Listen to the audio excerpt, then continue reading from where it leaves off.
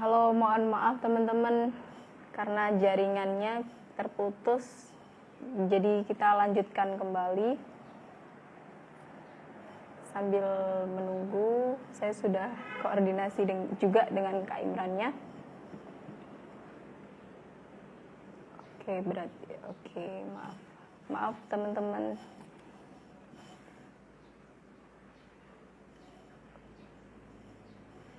Oke Kak, bisa join Kak Imran.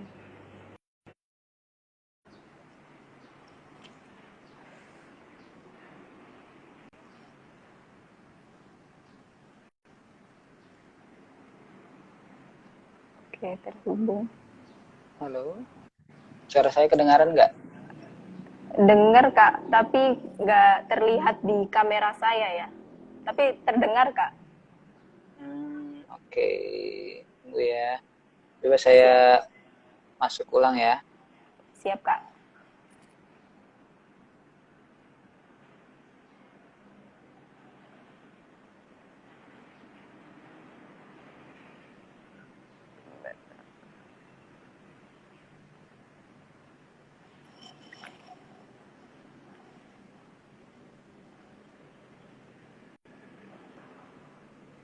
Kok nggak bisa ya?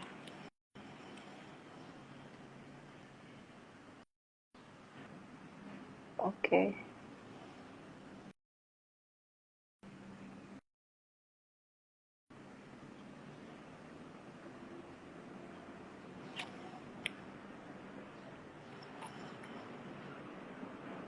Oke, teman-teman dengar suara saya ya. Mohon maaf karena mohon dimaklumi karena kendala sinyal teman-teman. Jaringannya agak nggak stabil. Tapi teman-teman dengar suara saya ya pasti.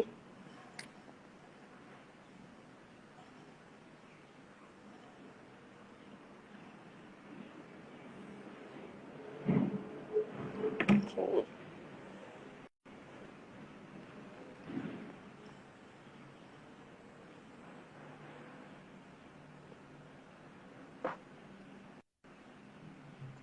Gimana? Dengar Kak. Oke, Siap. lanjut aja. Terhubung. Oke, terhubung Kak, tapi saya dengar voice Kakak. Oh, dengar. Gimana? Oke. Hmm, saya dengar Kakak, tapi di dalam live ini ada gambar saya saja nih, nggak sama dengan Kakak. Tapi ini Kak Imran kelihatan saya nggak? Iya, kelihatan. Jadi ada Oh, kamu juga kelihatan. oke oke. Ini punya saya apa punya siapa ya? Siap-siap. Bentar ya Kak. Saya lihat dulu.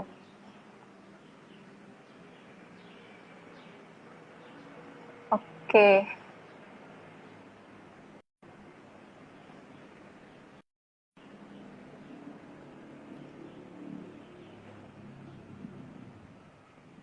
dengar sih. Kak Oktario gimana tadi waktu Kak Imran join? Kak Oktario lihat nggak nih? Lihat Kak Imran nggak?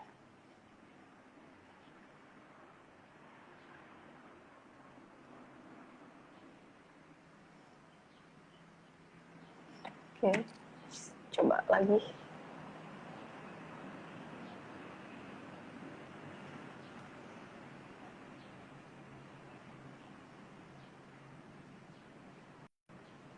Oke, kelihatan Kak, kelihatan. Oke, ya, Mohon maaf Kak, mohon maaf jaringan saya Kak kayaknya ya. sip, sip, lanjut aja. Siap-siap. Lanjut nih Kak, tadi dari LPDP-nya ya, yang tersulitnya itu di tahap wawancara. Kemarin berarti ada LGD-nya nggak nih Kak, waktu di Kak Imran nih? Iya, ada. Jadi ada, Ada. jadi pertama tuh essay on the spot, setelah itu ada LGD, lalu ada di, apa namanya, lalu ada wawancaranya. Oke. Terus waktu sudah lolos LPDP nih Kak, waktu itu skor kakak sudah mencukupi untuk masuk di Leiden bukan? Belum nih. Ada pelatihan bahasanya dahulu. Oke, jadi untuk afirmasi kan dapat jatah pelatihan bahasa nih.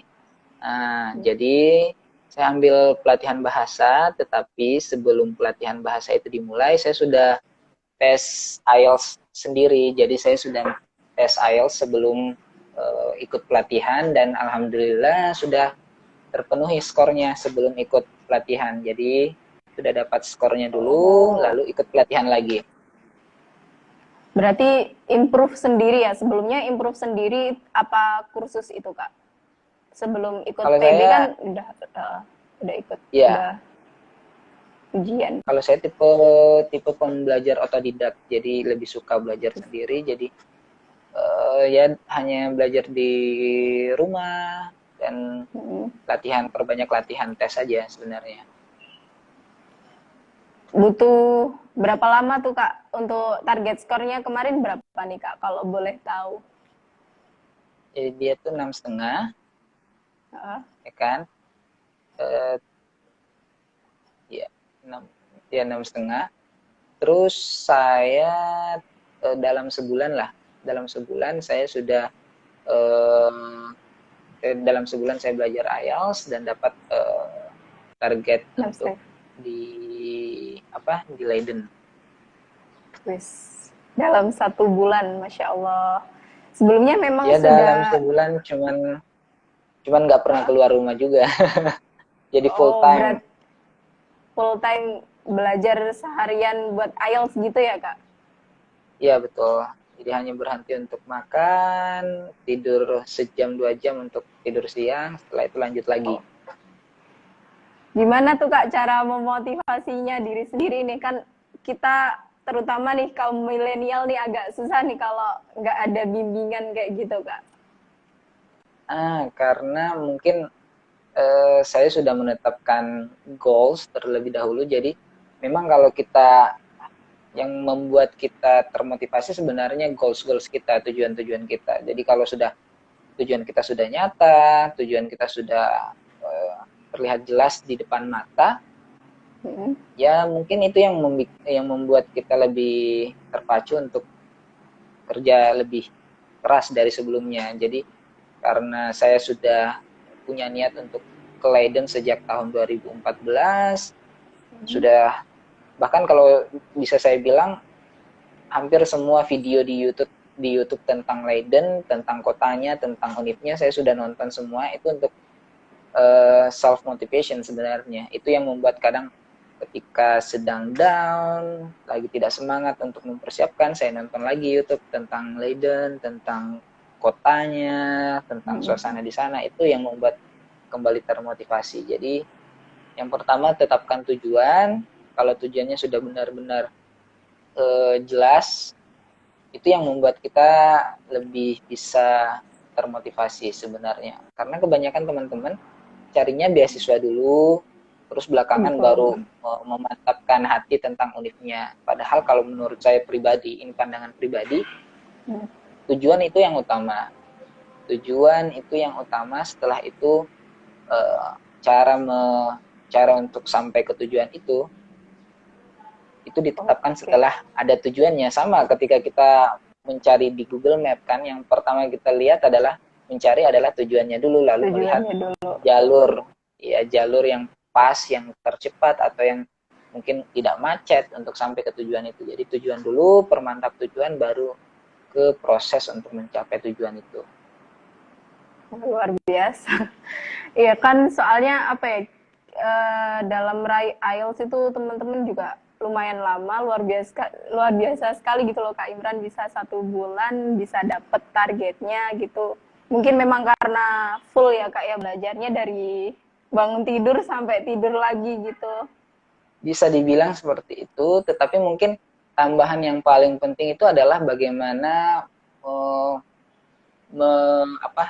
meletakkan diri sendiri dalam pressure yang lebih keras. Jadi memang saya belum pernah pengalaman ikut les IELTS secara intensif, tetapi saya langsung bayar apa namanya? Ya bayar untuk tes IELTS. Jadi caranya saya bayar tes IELTS dulu, walaupun saya belum mempersiapkan apa-apa. Jadi tes IELTS itu kan biasa sebulan sebelum kita tes itu kita harus sudah daftar kan.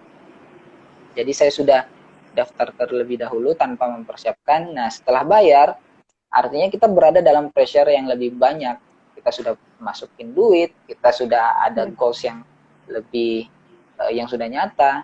Artinya kita sudah berada dalam pressure yang lebih besar, itu yang membuat kita lebih termotivasi sebenarnya. Karena biasa orang takut untuk bayar tes IELTS, akhirnya mempersiapkannya juga agak ya setengah-setengah. Tetapi kalau duit sudah masuk, ini mau nggak mau aku harus lulus nih, ya kan, kayak gitu jadinya. Iya betul. Wah, bisa dijadikan contoh sih. Jadi nanti teman-teman kalau misalnya mau semangat apa, kita bayar dulu, baru nanti kita pasti apa ya punya target yang luar biasa untuk belajarnya, nggak males-males ya kak ya. Gitu. Ya kalau saya seperti itu orangnya ya. Saya suka lebih menekan diri sendiri, memposisikan diri dalam keadaan yang tertekan biar upaya saya lebih keras. Siap kak. Nih kak, ada pertanyaan. Izin mau tanya kak, kakak dulu tamat S1 apakah kerja dahulu atau langsung S2 ya kak? Terus interview LPDP lama nggak ya kak gitu? Oke, jadi saya lulusnya tahun 2016, S1-nya itu lulus tahun 2016 bulan Juni. Setelah itu beberapa bulan kemudian ada penerimaan LPDP, saya langsung ikut tes LPDP, alhamdulillah langsung keterima. Setelah keterima lalu proses mempersiapkan bahasa dan juga universitas itu selama setahun. Jadi saya tidak bekerja setelah lulus, jadi lulus, keterima LPDP, mempersiapkan lalu kuliah lagi.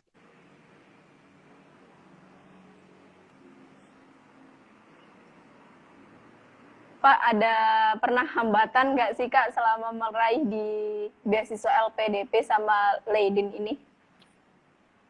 Sebenarnya kalau saya juga kadang melihat ini sebagai cara kerja tangan-tangan langit kalau menurut saya, karena saya tidak pernah menyangka kalau saya bisa keterima ke Leiden University, ya, dan saya juga tidak pernah kepikiran untuk daftar LPDP sebenarnya, karena saya paham kemampuan bahasa Inggris saya tidak terlalu mantap saat itu, dan satu-satunya jalur yang saya bisa tempuh itu adalah LPDP reguler, karena saya kira awalnya IPK saya tidak mencukupi untuk bisa jalur afirmasi, karena saya ikutnya masyarakat berprestasi. Di situ standar IPK-nya 3,5, minimal 3,5, tapi saat itu saya melihat IPK saya cuma 3,48 gitu, ya kan.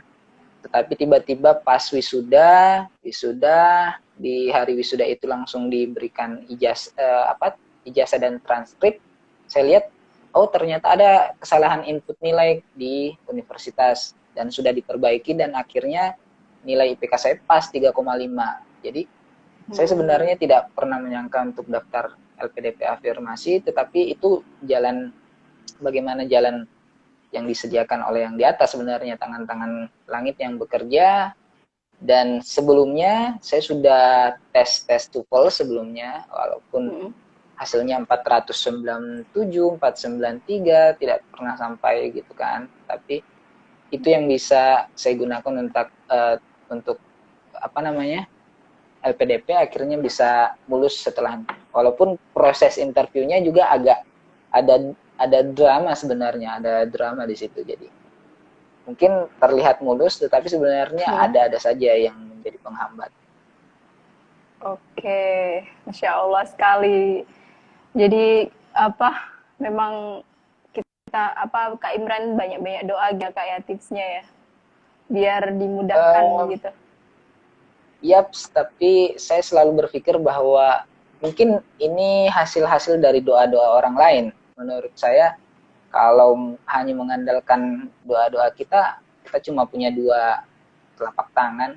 Tetapi kalau kita sering minta ke teman-teman, jadi sering berbuat baik ke teman-teman, dan kalau saya itu orangnya suka menceritakan tentang mimpi saya ke orang-orang. Jadi setiap saya punya teman ketemu, oh saya pengen gini, saya pengen gini, saya pengen gini, saya menceritakan, walaupun ada beberapa orang yang berpikir itu hal yang sebenarnya tidak baik, karena jangan sampai tidak terwujudkan mimpinya akan malu. Tetapi kalau saya itu malah menjadi penyemangat, dan saya Challenge. berpikir ya challenge, dan kita tidak tahu dari tangan-tangan siapa doa itu terkabul kan. Oke. Karena pengalaman dari cerita-cerita teman-teman nih Kak, kayak maksudnya saya kan juga di Pare nih, kenal beberapa teman-teman. Pasti itu banyak Ya, yang kayak nggak pengen tahu sih teman-temannya itu pengen mengejar beasiswa apa atau pengen kampus apa kayak gitu kan, kayak mereka ini kan belum terjadi jadi ngapain kayak gitu, ngapain kita ceritakan, takutnya malu ya, gitu kan. Tapi berbeda sudut pandang nih di Kak Imran. ya. Kalau saya berpikirnya kita tidak tahu dari tangan siapa doa-doa itu terkabul. Jadi prinsipnya seperti itu. Saya tidak malu mengungkapkan hal itu, tidak malu minta doa ke siapapun. Jadi, dan saya sampai saat ini masih berkeyakinan, sampai saya ada di tahap ini mungkin itu hasil doa orang lain, bukan doa saya pribadi. Oke, siap, siap, siap, Kak. Nah, cara Kakak mendapatkan LOE di Leiden ini boleh diceritakan nggak? Boleh diceritakan. Oke, jadi Aduh, maaf, belepotan. kalau di Leiden itu dia berbeda fakultas, bahkan berbeda departemen, itu beda sistemnya. Jadi dia itu kayak, aku bisa bilang itu otonomi departemen. Jadi yang menentukan kelulusan kamu itu tergantung departemen masing-masing, jadi bukan universitas secara keseluruhan. Jadi kalau saya sistemnya, kita daftar via sistem, jadi ada online application dulu, kita isi, kita masukkan semua berkas kita kirim. Nah, setelah masuk ke sistem mereka, itu langsung masuk ke departemennya masing-masing. Karena kebetulan saya matematika, jadi masuk ke departemen matematika. Nah, berkas kita itu langsung ditebarkan ke semua profesor di matematika itu. Jadi kalau ada yang tertarik dengan kita, jadi kalau ada profesor yang tertarik dengan kita, maka dia langsung yang akan hubungi kita. Jadi kalau untuk kasus saya kemarin, saya masukin aplikasi, tiba-tiba sebulan kemudian muncullah Profesor Bas Edixhoven namanya, dia menghubungi saya, dia merasa tertarik dengan background saya, akhirnya kita diskusi, dan akhirnya dia mengatakan bahwa saya siap menerima kamu, dan saya siap bekerja sebagai supervisor kamu. Akhirnya kampus kirimlah letter of acceptance itu. Jadi sistemnya masukkan aplikasi online sampai ke kampus, kampus ke departemen, departemen ke profesor yang tertarik ke kita. Gitu sih. Oke, siap, siap. Nah, Tapi itu beda-beda ya. Oke, oke, siap. Sesuai dengan departemennya masing-masing gitu ya, Kak? Iya, betul. Kadang kan saya lihat itu teman-teman kirim email dulu ke profesor gitu kayaknya ya. Kalau di Leiden di Departemen Matematika berarti profesornya yang nanti yang akan menghubungi calon mahasiswanya gitu ya, Kak? Iya, untuk kasus saya seperti itu.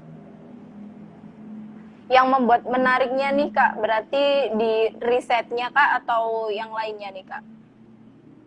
Yang maksudnya yang membuat menarik Yang super membuat profesornya atau gimana? Oke, jadi supervisornya. kalau supervisornya sebenarnya dia tidak melihat kemampuan kita secara langsung, tetapi yang dilihat itu potensi. Jadi mereka itu tidak pernah mau hal yang jadi, yang langsung matang, tetapi mereka lihat potensi apa yang ada di tiap calon mahasiswa. bisa dia kembangkan apa? Oke, kedengaran nggak suara saya?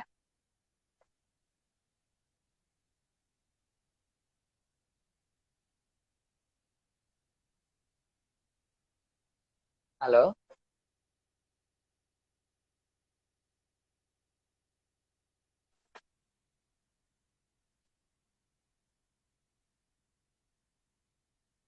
Halo?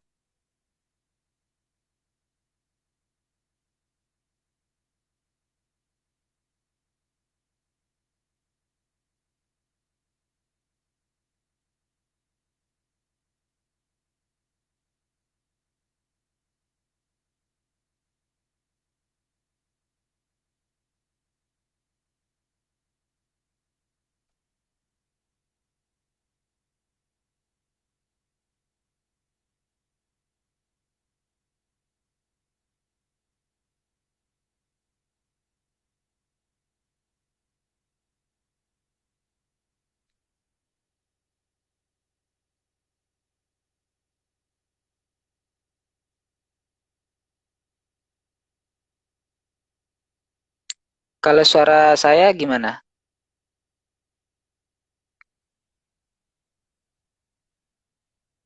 Kedengaran nggak suara saya?